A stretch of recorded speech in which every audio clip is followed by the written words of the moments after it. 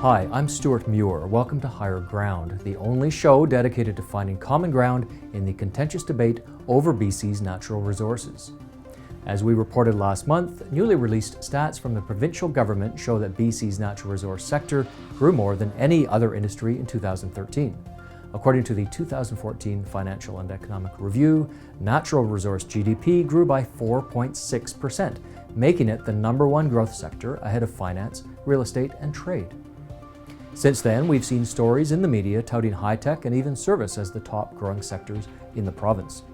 Well, it looks like it's time for Higher Ground to set the record straight, so let's get to it. New stats for 2013 show natural resources as the 4th largest sector driving BC's economy. Coming in at #1 is property-based economic activity, that's real estate, rental, and leasing with 17.7% of GDP. Next is wholesale and retail trade, coming in at 10.2% of the economy. That's followed by construction at 7.9%, and natural resources is right behind at #4 with 7.6% of BC's economic output. Trailing is manufacturing at 7%, public administration at 6%, and finance and insurance bringing up the rear just behind at 6%. It's important to note the resource sector is responsible for driving much of the economic activity in the property, trade, and construction sectors. So while the resource sector commands a significant position as the 4th largest sector in BC's economy, it's also rapidly becoming bigger, growing 2.5 times faster in 2013 than the economy overall. BC's largest sectors by growth break down with natural resources coming in at #1 at 4.63%, as we mentioned, followed by finance and insurance at #2 with 3.8%, then real estate, rental, and leasing coming in at 3.7%, wholesale and retail trade at 2.9%, and construction finishes off the top 5 sectors with 1.3% in 2013 economic growth. Size and growth of the resource sector are good indicators of importance, but what's the direct impact on the economic well-being of British Columbians? Well, the resource sector brings in substantial sums of money to pay for essential public services like healthcare and education. No surprise, the biggest contributors to provincial coffers are taxpayers.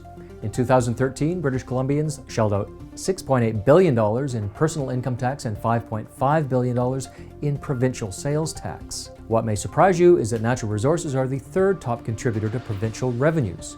They contributed $2.9 billion. For every dollar the government collects from you in personal and sales tax, the resource sector contributes 43 cents in resource royalties. BC depends more on resource revenue than on Crown corporations, corporate taxes, MSP premiums, or the carbon tax. Simply put, if natural resource revenues decline, then taxpayers will have to shell out more or expect less in government services.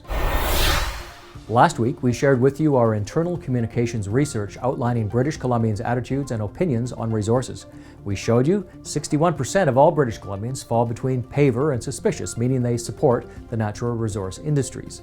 We also introduced you to the anti-everything crowd, that entrenched 14% who distrust and disavow all natural resource industries. To help get a better understanding of what those in the industry think of the various attitudes towards resources, we reached out to Parveen Sander from NMV Lumber in Merrit, British Columbia. Parveen, thanks for joining us today from Merrit, British Columbia. Thanks, Stuart. Can you tell us a little about how important resources are to you and your family?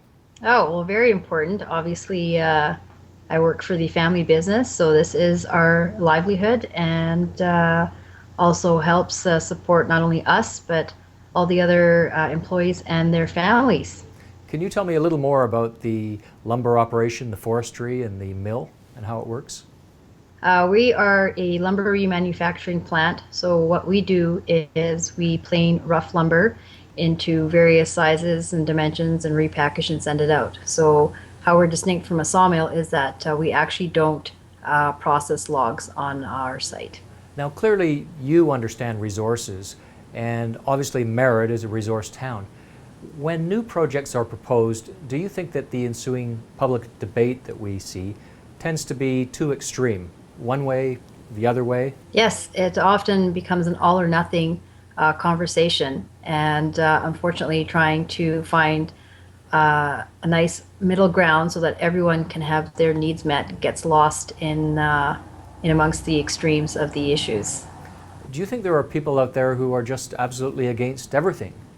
Oh, yes. I mean, you can see that in the smallest of issues, whether it's, building a local community theater and people complaining about all the noise and, the disruption that'll be causing their lives, to obviously more serious developments where you are looking at, say, a large operation looking to relocate within city limits, and people having valid but very serious concerns about, impact on their health, the environment. In this debate, what is the way to find common ground in your opinion, Parveen?